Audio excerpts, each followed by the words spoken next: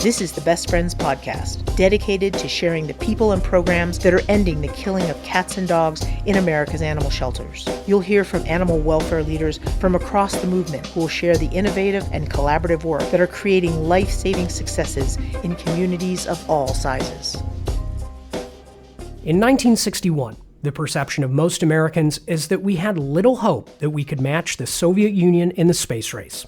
They got up the first satellite, Sputnik, and Yuri Gagarin was the first man in space. So what hope could there be that we'd be the first to reach the moon? I mean, even the administrator of NASA said it couldn't be done. But that skepticism changed after JFK threw down one of the most historic speeches ever. Welcome to the Best Friends podcast. It is May 19th, and I'm John Dunn.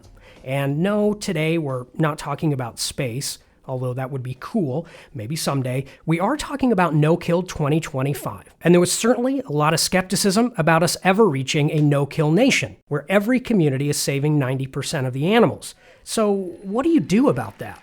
Salt Lake City, how are you? At the Best Friends National Conference, Julie Castle, now CEO of Best Friends, got on stage for the closing keynote. Unbeknownst to most in the crowd, including a lot of Best Friends staff, Julie threw down a moonshot speech of her own.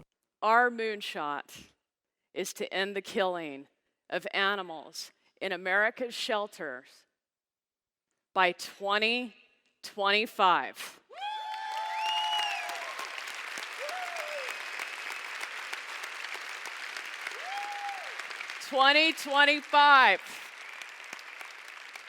In every city, in every township, in every community, in every county, in every state, in every nook and cranny around this country by the year 2025. Obviously, speeches, even the good ones, don't automatically wipe out skepticism that people might feel. I mean, JFK didn't leave Rice Stadium that day with the nation entirely behind him, but they do inspire, and they can impact us in a way to make us believe something we once thought to be impossible to be possible. It re-energized us and lit another spark under our board to go to that next step. Now that's McKenna Yarbrough. Today, she's a Best Friends employee coordinating life-saving from Washington, D.C. to Florida and as far west as Mississippi.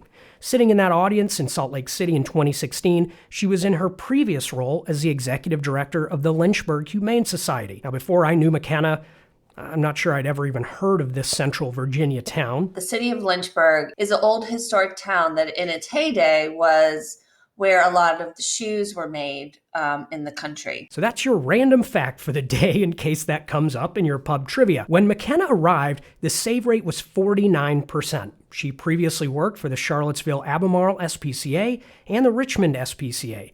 And when she got to Lynchburg, she raised serious money to build a new facility, and life-saving went up. And I believe we ended the first year at about mid-70s, next year's 80s. We went to NoKill pretty quick, like in 3 years. But it's the speech, she says, that took this organization that was already NoKill and pushed them to do more, looking to areas of the state that needed help. We cannot just sit in Lynchburg on our laurels. We have to do more. We cannot just be a no-kill community. We have to help the state go no-kill. We started to bringing in more animals from at-risk shelters from Southwest Virginia. We had some targeted counties that we really wanted to help. Our intake shot up by 1,000 animals. Listen, I know this is going to sound like a lot of self-congratulatory BS. There ain't no shame in this. This is the Best Friends podcast after all. But this story of NoKill 2025 and what it's inspired to this point is the real deal. And while you and I are still getting to know each other, I hope you've realized I will always tell it to you straight. There's no propaganda, and it's absolutely not about taking the credit. To be very clear, NoKill 2025 might be the inspiration, and Best Friends certainly provides assistance, but it's the organizations and the people that work there that make it happen. When we came back, the board and the executive staff members established a long-range plan, and that plan was to establish regional programs, was the first one, strengthen community awareness of, some of the issues that surround animal welfare, We wanted to obviously maintain our no-kill status and then grow our intervention programs within our own community and surrounding counties. Now, Jill Mollahan is the current associate director at LHS. There's a lot of places in Virginia that can't help themselves. And then throughout the years, we have just spread that to the states around us. And even, we're helping shelters in Georgia. We've helped shelters in, Alabama. Jill says they're constantly looking for ways they can support others. Again, just pushing themselves. Whatever we can do to help. We've helped animals as far as California. Now, one super cool thing that LHS is doing these days is what's being called the Lifesaving Academy. More than rescuing animals across borders, it's about sharing knowledge. So they bring in staff from communities across the country that have big life-saving gaps to help mentor them with things like managed intake, foster, and volunteer programs. They fly to Lynchburg for the academy, but that's just the first step. I don't know that they were on board at all when they came here. I really don't think that they thought it was possible for them. It was almost like, we're coming here to prove that this isn't going to happen. And literally they walked in and they had their arms crossed and they were all guarded and they were like, we're not, this isn't for us. Now, these communities need a little help, a little training. And just like McKenna and the LHS staff got from Julie at the 2016 Best Friends National Conference, they need a little inspiration. To the end of the week saying, oh my gosh, I'm so excited to go home and try all these things and tell such and such, about this new program that we learned here and take all this information that you guys have provided us and share it with the rest of the staff. So you want to do this, expand your life-saving efforts. But how do you face your fears? What do you do when you're facing an uncomfortable, scary prospect? You cannot continue to think about what if, what if I get this pet in and we've had a history of getting puppies from these people and they always have parvo.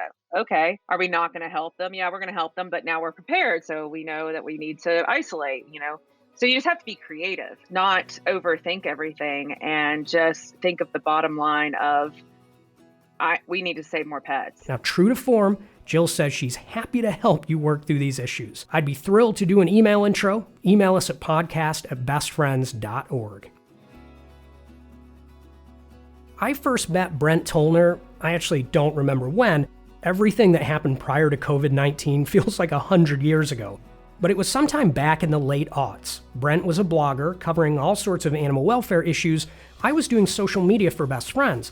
I think I was still maintaining a MySpace page, if that helps you understand how long ago it was. Now, Brent and his wife, Michelle, created the Kansas City Pet Project, an organization that took on the contract for the city's animal shelter. And they helped lead that community to NoKill.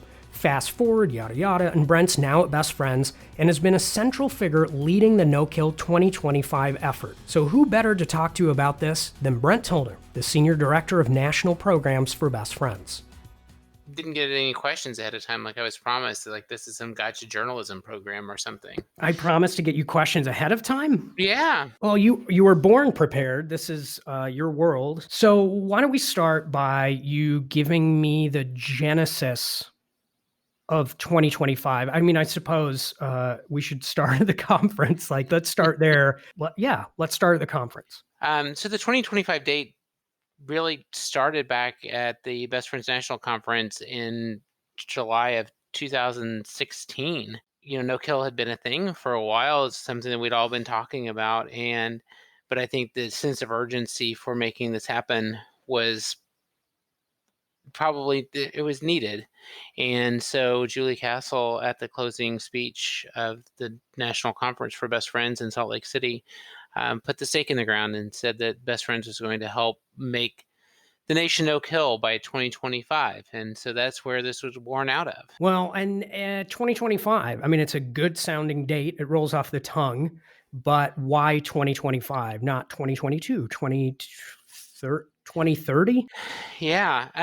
2030 felt probably more like the right timing for this, and yet not necessarily the right sense of urgency for what we would have. And so I think 2025 was enough time that we felt like it felt believable, and yet with still a sense of urgency for being able to move the movement and accelerate some things that were already in motion at the time. I remember that conference vividly, but I actually don't remember hanging out with you. But I do remember that speech, set against the JFK Moonshot speech. And one part in particular has always stuck with me, which is where JFK talked about going to the moon and that it would take alloys that we don't know yet. So to build that rocket, to go to the moon, we're going to have to develop who knows?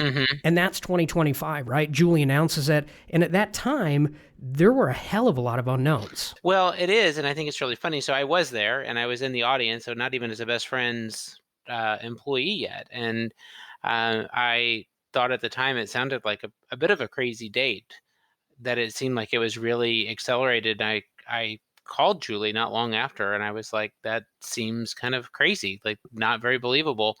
How do you expect to do it and pull this off? And she's like, well, we're not sure yet. So she was very honest about it. We're not sure yet. We're still working on the plan for that.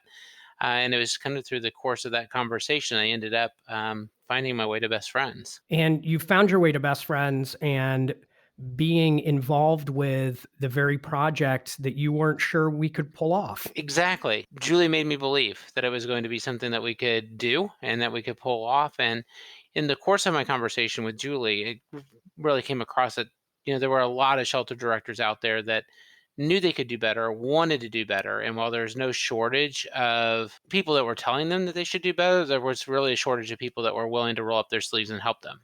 And, Best Friends was very well positioned to be that organization that would help shelters who wanted to do better, improve their processes, improve what they needed to do to become no-kill. And that was something I wanted to be a part of. So I kind of raised my hand and said, if that's what you all are looking to do, I would love to be a part of it. Julie just didn't get on stage and say, hey, we're going to do this and good luck to you, right? It was, hey, we're going to do this and how can we help? And let's look at what you're doing. We've got some ideas. You've got some ideas. Let's make it happen. So do you remember the kind of initial strategy, the things that were put together and put in motion? That's a really good point that you make about it not being you all need to do this. It was like, you all are doing great work. How can we supplement and fill in the gaps for it? And I think that was a really important part of it. But I think the initial stages of this were really figuring out where those gaps were. So I think it's hard, especially in Best Friends world, where we have so much data at our disposal now, to think back to 2016 and realize that at that point in time, we didn't even know how many shelters there were in the country. The idea that we started this process without even a clear understanding of the number of brick and mortar shelters in this country. We didn't know the number of animals that were really dying. Do we know currently how many shelters there are? Yeah, there are just under 5,000 brick and mortar shelters in the United States. And we know that now. And so part of the thing that we did was start building out what has become the most comprehensive data set that exists in all of animal welfare, in the history of animal welfare, of not only where the shelters are and who the organizations are that run it, but then also how many animals they're taking in, how many animals are leaving alive and by what outcomes, and then also which ones are still slipping through the cracks and being killed in our nation's shelters. And it was really that process of starting to gather all the data is where a lot of this started, because you can't solve a problem if you don't know exactly where it is and the scope and nature of it. And so that was really step one, was starting to build out this data set to identify problems and challenges. So we have this task in front of us, gathering all of this data. And at that time, you're saying we didn't know something as seemingly simple as the number of shelters. So what was the process of going about getting all of that gathered? So the finding out the number of shelters was really going through every resource that was available, doing a lot of Google searching and just starting to pull together, where are the shelters in the country, providing a master list of those.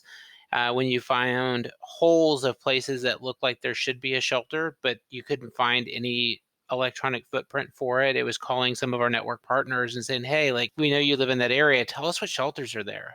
I mean, that's a hell of an effort. I know this because I just Googled. There are 3,000 counties in the United States. So yes. If there's, I don't even know, whatever, even a 10% gap in that, it's a hell of a lot of data and stuff to research. Yeah. And then once you get all of those, then you have to fill in the numbers for what's going on there. So it takes, going to local data sources. We're lucky that there are a lot of states like Missouri and Michigan that have statewide reporting structures. So you're able to get a lot of data on every shelter very quickly. But then a lot of it's just phone calls or sending Freedom of Information Act requests to get the data from the different municipalities. Whatever source we could find, we would dig in and pull that data into our system to get a better understanding of what was going on. So we have this data now. We've got this, it's probably just one spreadsheet, I imagine. No, we've got a huge data lake that it all lives in with some access tools to pull the information back out of it. We have all this data. We at least now understand how many shelters and where they are. But what do we do with that? How are we then saying, okay, well, this many animals are being killed here, this many here. Well, now what? So we divided it up just for our ability to carve out the problem and be able to diagnose the problem. We separated the groups into essentially 4 tiers. So we have a tier 1, which are the top 100 shelters. And when I say top 100 shelters, those are the 100 shelters that are killing the most animals that could be saved. Then we have the next tier shelters, which are tier 2 shelters, which is any shelter that has a life-saving gap between 1,400 and 500 animals.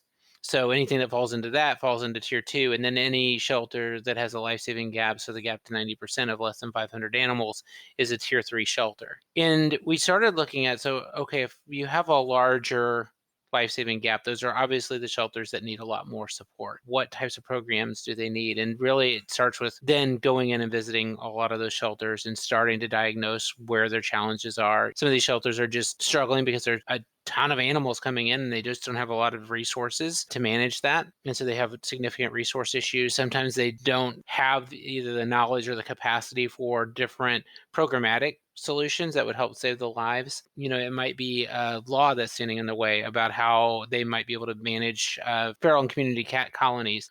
Being able to diagnose where those challenges are and then being able to create solutions for those has been a big part of us solving for that life-saving gap. Then for some of the tier 2, a lot of those will fall in. We'll be able to provide some of that more one-on-one support, but we don't have the bandwidth to go visit all 5,000 shelters in the country. Then it becomes more challenging for the tier 3 shelters of how do you reach all of those? How do you visit every shelter that, some of these are shelters that have 300 animals that come in a year or less, and we don't have the bandwidth to go visit all of them. And so it's at that point, it's how do we create the resources that we can provide out to these organizations so they can learn the life-saving programs that they need to learn from, or connect them with one of our partners. And so that's really honestly where the 4th tier is. So I talked about the 4 tiers. We've got the tier 1, 2, and 3.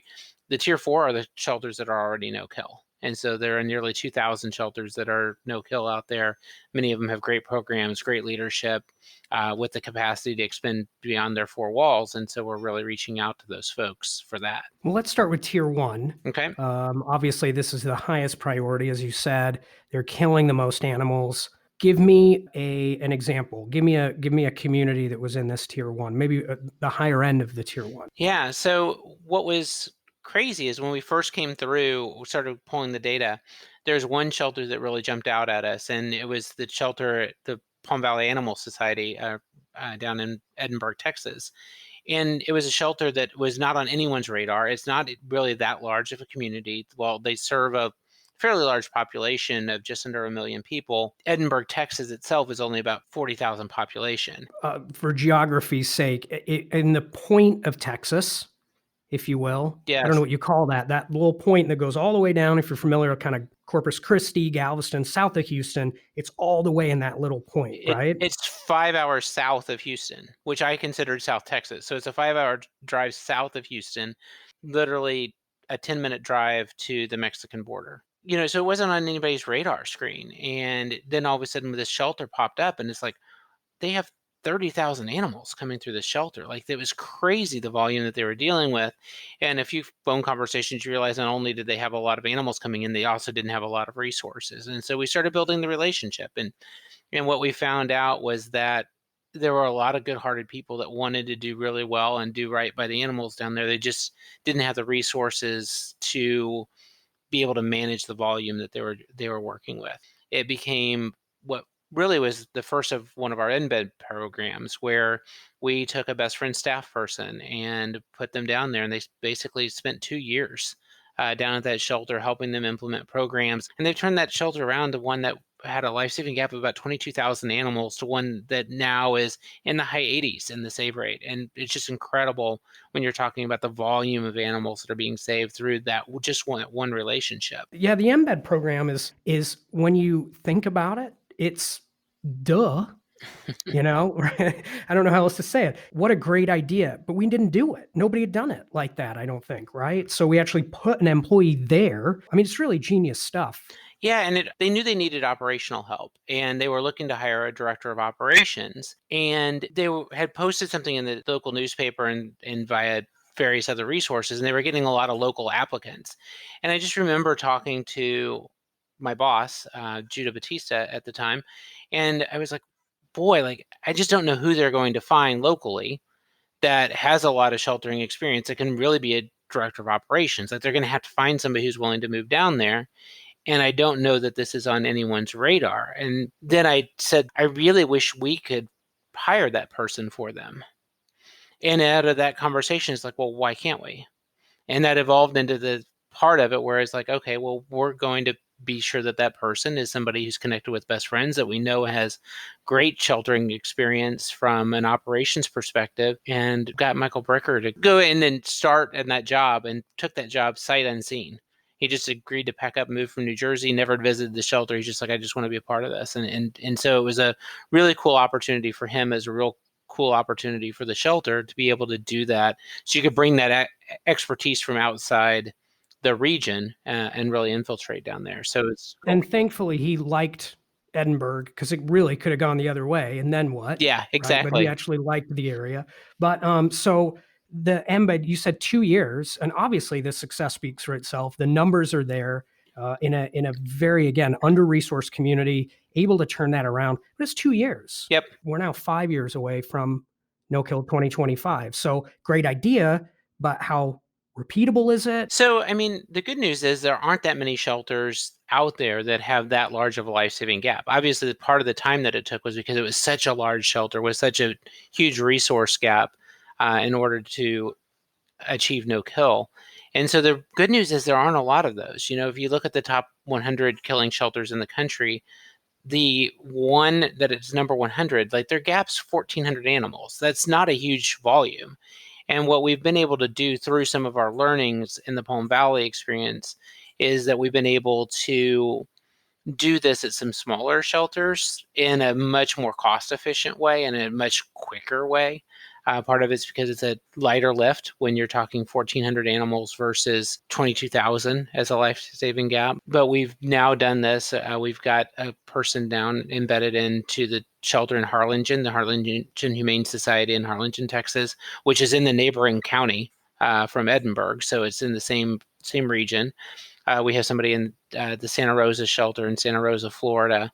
So we're able to do this a little more quickly for some of the regions that need it. Now, obviously, it's not sustainable for every shelter in the entire country to be able to do this, but for shelters that have a fairly significant lift, it's a worthy investment versus just throwing dollars at it sometimes, which can feel like the solution, but doesn't necessarily solve the operational gaps that are there. Okay, so we've got these top 100, we've got these priority shelters, tier 1, and we know we're going to do some of them as embeds, right? But what about the rest of these? Maybe give everyone an example of another tier 1 community and maybe what's happening there that's not an embed. You know, one of them that we worked with early on was the shelter in Oklahoma City, Oklahoma. Again, a very large shelter. They've taken about 22,000 animals a year. Have a new director. He'd been with the program for a long time, but had just recently become the director and was implementing a lot of changes, but kind of hit sort of that wall of like, this is as far as he felt like he could go, and he didn't know what else to do. They've got an old shelter facility. They were having a lot of problems with the dogs showing well in their kennels. And so we actually had 3 best friends employees go and spend a week with them on a different areas of their shelter and really work with them just on things like managed intake and how to better implement managed intake within their shelter walls and how to manage that process specifically for their shelter. We also worked through some behavior programs for them so that they were able to do more enrichment within the kennels, and then also connect them with the Dogs Playing for Life program so they can do the play groups program. So again, like connecting them with some of the resources that they needed to overcome some of their life-saving gaps. And that's a shelter that's, right around the 90% save rate now. And that's not where they were a couple of years ago when we first started working with them, but they've made tremendous strides there, that they're definitely no longer a top 100 shelter, but continue to make the progress after some of our initial conversations with them. So they want to do differently. They want to save more lives. Maybe they just don't know how, it sounds like, in some of these situations. And they have the leadership to just be able to spend a week with them, show them some different tips and tricks, and then be able to implement them going forward. When you work at a shelter, you can often just see things just the way that you see them, because that's the way it's always been done in your place. And it's always nice to have some outside eyes, just be able to look at things just a little bit differently of what would I do in that situation. All right, so now let's talk about tier 2. Again, an example maybe of a community at this level. So the tier 2, there are some regions that of the country that are doing better than others. So I think anybody who works in animal welfare at all knows that there's a bigger life-saving gap in the South than in the North. And that's why we do a lot of South to North transports. But there are still a lot of shelters in the North that still need some help.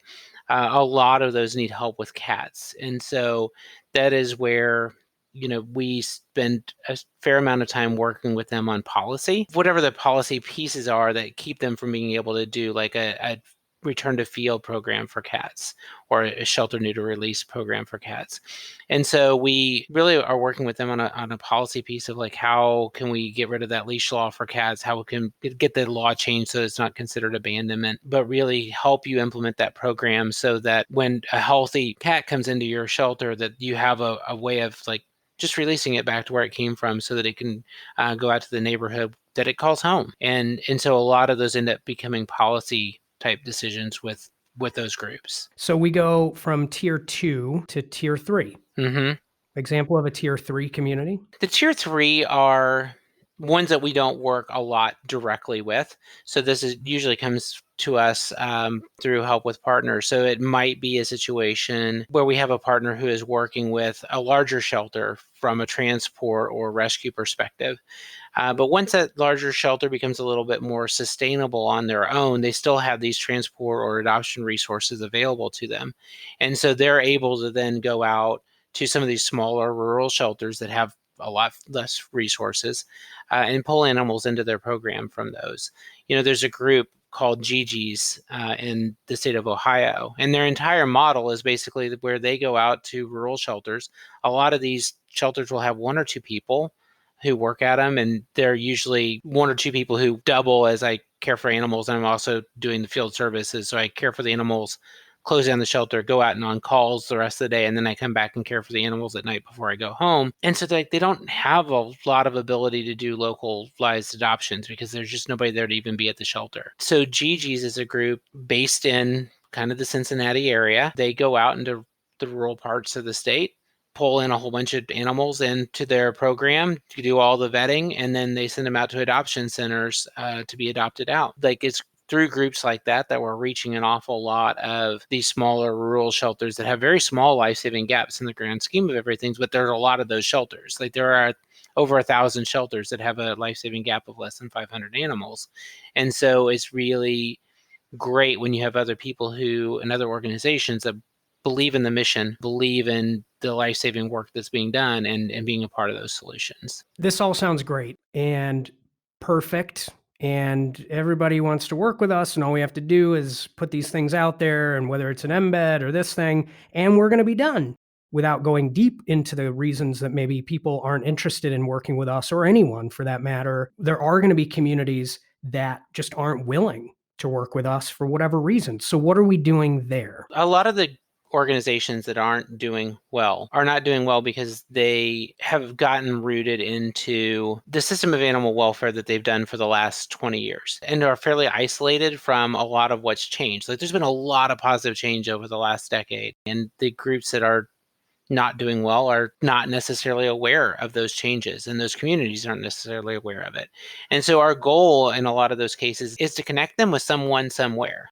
The more connected they can be to anyone in the movement, the better off they're going to be. And if it's not best friends because they have a hesitation with best friends for whatever reason, or they have an aversion to the no-kill language, then it's important to connect them with somebody who doesn't necessarily fit that mold. And so maybe it's another partner, maybe it's another national organization like a Petco or a Maddie's Fund who can get in the door through the grants process because they're willing to take money a lot of times, and that can start that conversation. So just finding that way in, it's, not that much different anytime you're looking to meet somebody important or influential. You find who else might know them that knows you that can help make that connection. We're 4 years into this. I know you said there's going to be a new data coming in, I believe you said next month. Yes. Which is going to be very informative as to what happens now. But where are we 4 years into this point in terms of the effectiveness overall? I mean, again, I just alluded to the fact that there's been so much progress over the last 10 to 15 years in animal welfare. If you look back at some of the historical information, we were forecasting that roughly 17 million dogs and cats were dying in America's shelters back in the 80s. Last year, that number was 733,000. Are we able to kind of calculate the specific best friends impact, at least in the areas where we've worked? So in the last 4 years, we can say that this 2025 plan has saved X amount.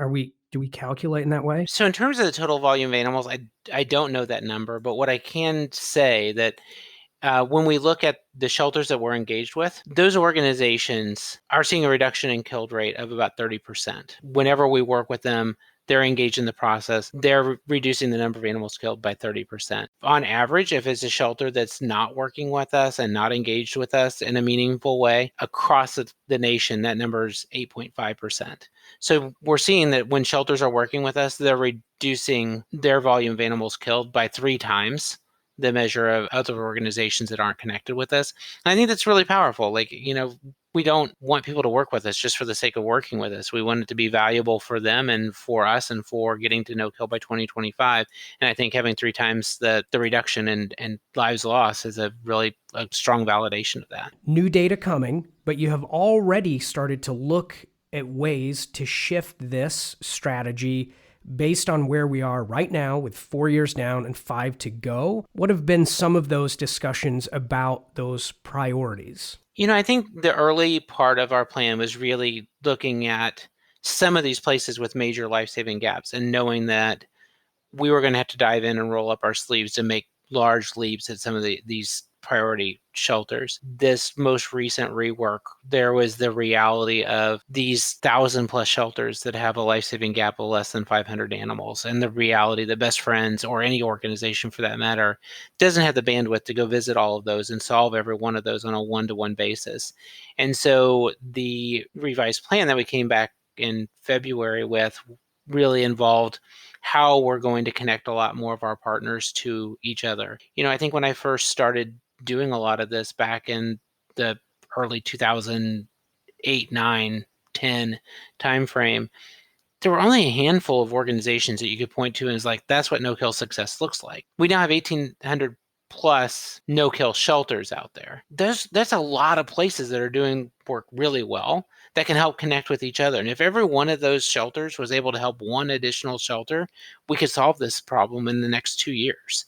And so it was really then focused on how are we going to find those places that are saving all the animals in their shelter and have the bandwidth to do just slightly more, to help mentor somebody, to help pull a few animals in from other organizations, to help them solve that life-saving gap. Yeah, we still need to help some of these places that need a lot more of a heavy lift. I don't think that that's fair for another organization to have to necessarily take that on. They're busy with their own shelters, but there are some that can do more. And being able to mobilize that for some of these small shelters is vitally important. You said 1,800 no-kill shelters. That's out of 5,000 total. Mm-hmm. And you're saying the majority of those are small. Yes. Intake of 100, 250.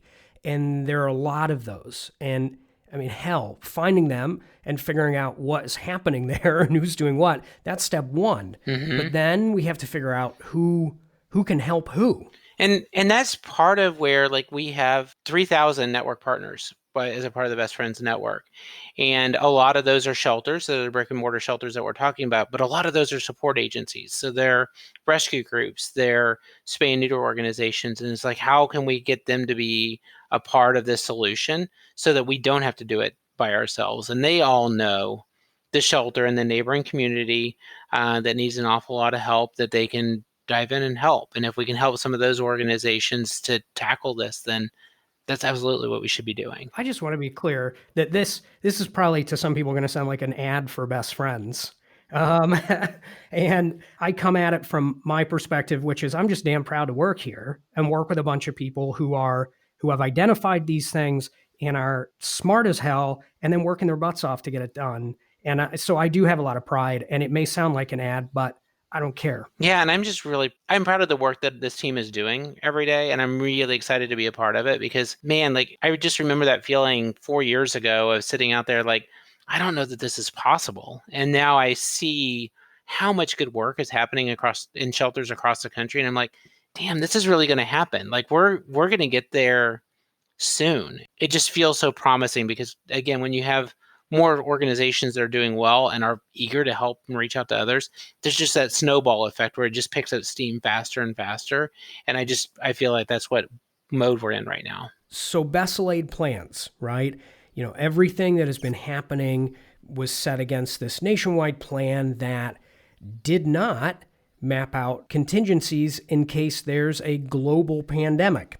So, not all of the impacts on us, as we know, are bad, at least so far. So we've got the adoptions, we get this huge increase in foster homes. Is there any sense as to the impact of COVID-19 on the 2025 roadmap, or do we just have to wait for the data, once all this settles? Well, it's certainly not waiting. Like, we can't sit here and wait to do anything for another 9 months until new data comes in. Like, that's not a responsible thing. I think it may have enhanced our ability to get to 2025. There's a lot to be seen about how individual communities and shelter systems and the communities around those shelter systems react in the long term. But we did. In the initial stages of COVID, we saw a huge influx of fosters, which is great. Anytime there's community involvement in a shelter, it's fantastic. We also saw a lot of communities go to emergency-only intakes at their shelter. And so anything that was a non-essential animal to come into the shelters, we encouraged other outcomes that stay out in the community. Well, one of the programs that we've talked a lot about with Best Friends over the years is the idea of managed intake, which is really managing that flow of animals into the shelter and really using that time to help be sure that the shelter is really the best place for the animal. Would this family keep it if we could just provide more resources for them, either through some training and education, through providing them with a bag of food because they lost their job and they can afford to feed themselves, let alone this pet, and really being more of a social services angle for this. We've talked about this a lot as an industry, but I think that there's been some hesitation sometimes to get involved in that social services aspect. And COVID forced a lot of communities to do it. And they found out that there wasn't a lot of backlash from their community. In fact, ended up being a better community service because they're spending more individual time with people and pets. They're finding better outcomes besides the shelter for pets. People were coming to the shelter and getting one-on-one interactions instead of waiting in long lines to maybe surrender their pets. I'm really optimistic that this program that has sometimes, particularly on a municipal level, been hard to convince people that it was the right thing to do. When they saw it in action, they're like, yeah, this is the right thing to do. And so I think that there's some things in terms of that community engagement and around managed intake or the social services type of model that I think has a lot of momentum right now. I hope that it can gain some traction and be something that we don't lose through this, because it's been a real nice silver lining through COVID that I think will drive us closer to 2025 and not further away. We talked about money earlier, particularly with the tier one organizations and communities, making sure that we're spending money as smartly as we can, but it still costs money. Mm-hmm. It would be wrong of us not to talk about the economy. I feel like it just is going to have such an impact on everything we do. Is there any talk at this point of budgets and projections of what we think it will take from here on out? Are we prepping for that? Yes. I mean, you have to, right? Like, I think it's irresponsible to not expect a lot of these municipal budgets to go down. I think private donations will likely go down over time. But for sure on the municipal side, like the close down has caused them to lose so much tax revenue, they're going to have to start shaving budgets back. Some good news that has come out of it. I think we have recognized that animal sheltering and animal services is an essential business in our communities and something that the community wants and the community cares a lot about. Tax dollars are usually a reflection of what the community says is important to them. And so I think that community engagement will be really important to help hold on to some of that. But that said, I think we're going to continue to be tasked with finding solutions that are economical, that are efficient, that still save lives. I think the community engagement is, again, a big part of that. Like an animal in foster care costs a lot less money for the shelter than one that's in the shelter's care. And so those types of programs, I think, will be extremely beneficial as we move forward, because I think a lot of us are going to be moving forward with 10 to 15% less budget potentially than what we're used to. And that will be unfortunate, but we have to figure out a way to do it without it costing us lives saved. Now, this is the much clumsier John Donne way to put this, but with fewer dollars, we are going to be forced to put programs in place that are more, shall we say, progressive, quote unquote, that save lives, whether we have some trepidation over those programs or not. Necessity is the mother of invention. And so we're going to see that a little bit here. If I'm, let's start with a shelter employee. If I'm a shelter employee in a community, I don't know what tier I am, but I know, hey, I could really use Best Friends' help. What do I do? So the best place to start is if you know that you have a gap of some type, is dive into your own data and figure out where those gaps are. Like, what animals in your shelter are the ones that are losing their lives that you think are savable? Find a group of them and find the largest group of them and say, okay, if it's dogs that have parvo or it's neonatal kittens or whatever that group happens to be for you, is like, okay, I'm going to solve a problem for this group of animals. And we have a ton of resources on our network website that you can go in and find a lot of testimonials, a lot of case studies of how you do a neonatal kitten program, either through a foster program or through a kitten nursery. If you want to talk to an individual, reach out to your regional director or regional specialist. We have people in every region across the country. We divide the country into 8 regions, and there are about 22 of us that are our jobs are to answer the calls and help connect you with the resources, help coach you through some of this. And if you can just say, hey, like, this is the largest group that's dying in my shelter, help me, we'll be able to help coach you through some of it. Now, if I'm a supporter, a volunteer, I'm a board member, and I'm not even sure what's going on in my community. I know we're not at 90%, but what can I do? I think if you don't know what's going on in your community, we also at bestfriends.org/2025, you can see a map, and you'll be able to go into the map, go down to your community and dive into your individual shelter that's in your community and see what's going on there. We've made all of our data public for everyone to be able to get engaged in that way. But the simplest way is just to ask. I think most shelters, if you walk in and talk to them, it's like, hey, like, how can I help and be a part of the solution for you? Find out what they need. Find out from them what they feel like that they would need, and be a part of the solution for them. I think our natural tendency a lot of times is to get upset and start blaming everybody at the shelter for all the problems that they have, when oftentimes we as community members can rally more community support for them. And if they had that additional community support, we could help them overcome those hurdles. Find out from their data. You can dive into the data and find out what animals are falling through the cracks for them, and really then help figure out what programs they need, whether it's more kitten fosters, whether it's large dog fosters. Maybe they need somebody to come in and help them with a playgroup program. I think there are a lot of different options for that can be helpful. So you've alluded to it, but let's talk about the goal of connection with 2025, the sharing, the networking. Obviously we know about the Best Friends National Conference, but that's not enough. Yeah, I think one of the most important parts of all of this is that I think we acknowledge that this is hard. Like, if it were easy, we would all be there and would have all taken care of it. And I'm so grateful when I came up from the sheltering side before I joined Best Friends, of all of the support I got for people that I'd call out and that would help mentor, and I could just ask questions. And it's like, sometimes it would be I get helpful advice, and sometimes it would be them just confirming I'm not completely crazy about thinking this is kind of messed up. And so I think that part of all of this is really important, to be able to connect with other people who are walking in the same hard steps that you're walking in. And so we've got a lot of opportunities to do that. Like, we've got the national conference, which I think is the best thing that we do. And it's not just a learning opportunity. It's a great opportunity to get connected with people. It's a great way to learn things, but then it's also a great way to feel energized. Like, I feel like we all get beaten up a lot every single day, and to walk away full of energy is just an amazing feeling. So you can go back to the hard work that lays ahead.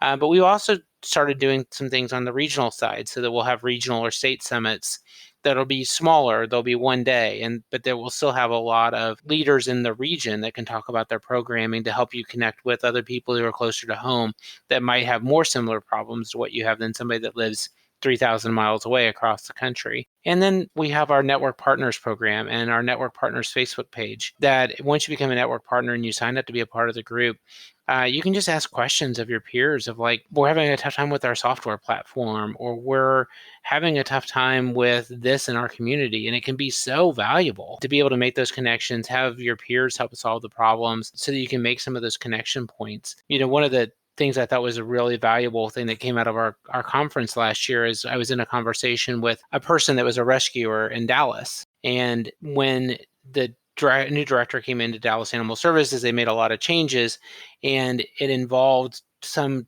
hard conversations with the rescue community because like what they needed help with at the shelter was different than it was just say 6 months ago. And it's like, for you to, as a rescue community, to be the most value to us at the shelter, we now need your help on this. Another shelter director from another fairly large community reached out to that rescuer and was just like, can you come and speak in my community, to my rescue community, about how this worked in Dallas? And it was a really powerful moment of like, now we're taking this idea of what this conversation that was a hard conversation that happens everywhere. And then we were like, can you help be a mentor to my rescue groups in my community to help them understand how this helped Dallas to achieve some of the life-saving success that they've had? Those connection points are invaluable. And I just encourage people to find them either through our Best Friends Conference, our summits, our Network Partners program, or somewhere, because the more connected you'll be, the better, more success you'll have. Thank you to McKenna, Jill, and Brent, and Julie for being a badass. Thank you to Tawny Hammond, Amy Charlton, and Mark Peralta. They're the producers of this podcast. Check out the website. Like always, you'll find all of the links and information from today's episode. Please take care of yourselves, each other, and be safe. I'm John Dunn, and this is the Best Friends Podcast.